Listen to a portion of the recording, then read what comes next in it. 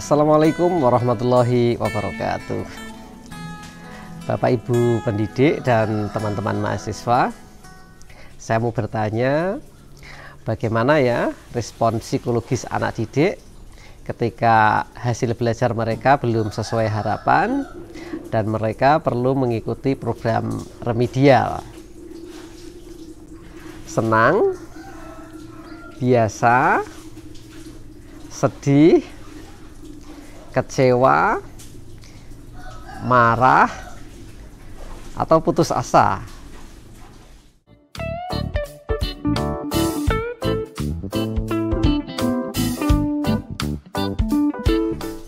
Diagnostic and remedial teaching adalah salah satu sistem dalam dunia pendidikan untuk melakukan evaluasi terhadap proses pembelajaran yang sudah dilaksanakan dan juga melihat capaian hasil belajar anak didik.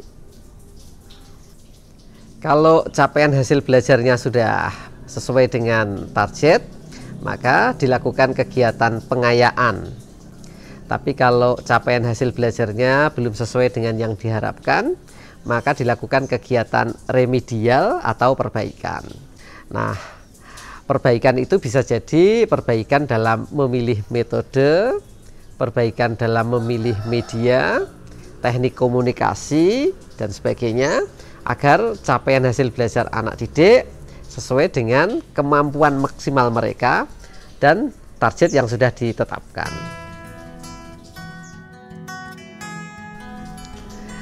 Jadi, diagnostic and remedial teaching bukan semata-mata menjadi kepentingan anak didik karena capaian hasil belajar mereka belum sesuai dengan yang diharapkan, tetapi juga menjadi kebutuhan pendidik agar dapat mengetahui problematika apa yang dialami dalam proses pembelajaran sehingga capaian hasil belajarnya belum maksimal.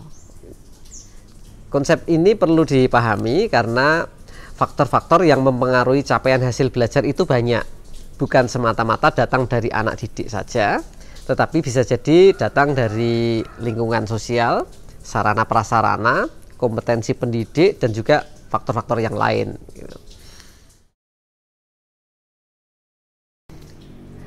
Nah, seringkali kan remedial itu dianggap sebagai kegagalan capaian hasil belajar saja. Anak-anak yang mengikuti program remedial seringkali merasa sebagai anak-anak yang gagal, anak-anak yang tidak sukses, anak-anak yang tidak mampu, anak-anak yang tidak memiliki kemampuan yang setara dengan teman-temannya gitu. Sehingga remedial menghadirkan kesan psikologis yang tidak nyaman bagi sebagian anak-anak gitu.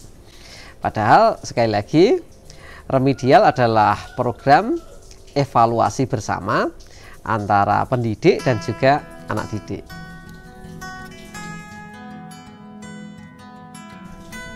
Pendekatan yang digunakan dalam program remedial itu adalah pendekatan yang sifatnya personal atau individual, lebih interaktif dengan anak didik, bersifat klinikal, dan juga terapeutik ya. Karena tujuan pembelajaran remedial adalah melakukan proses perbaikan dalam proses pembelajaran. Nah, setiap anak didik itu bisa jadi kan memiliki problematika yang khas sehingga perlu diberikan treatment yang sifatnya khas juga sesuai dengan masalah yang mereka hadapi. Dalam ujian nanti, pilihan soalnya juga bisa soal yang sudah diujikan itu diujikan kembali atau dibuat soal baru dengan tingkat kompleksitas atau kesulitan yang setara, atau bahkan bisa jadi dibuat soal baru dengan tingkat kesulitan atau kompleksitas yang lebih rendah, disesuaikan dengan kemampuan anak didik gitu.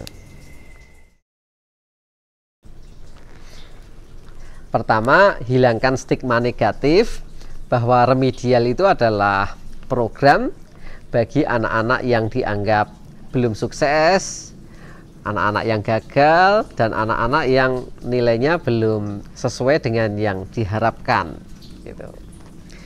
Yang kedua, bangun satu kultur bahwa dalam pendidikan itu bukan hanya menilai capaian hasil belajar, tetapi juga sangat menghargai proses yang sudah dilakukan. Yang ketiga, bangun pula satu pemahaman bahwa remedial itu adalah salah satu sistem dalam dunia pendidikan untuk melayani kebutuhan belajar anak didik, agar anak didik bisa belajar dan mencapai hasil belajar yang maksimal sesuai dengan kapasitas dan kemampuan individual masing-masing anak. Remedial bukanlah merupakan sanksi atau hakim bagi anak-anak yang dianggap gagal. Bukan.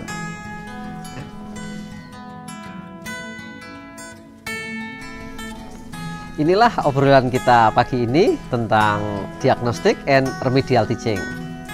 Bapak Ibu pendidik dan teman-teman mahasiswa, terima kasih. Sampai ketemu. Assalamualaikum warahmatullahi wabarakatuh.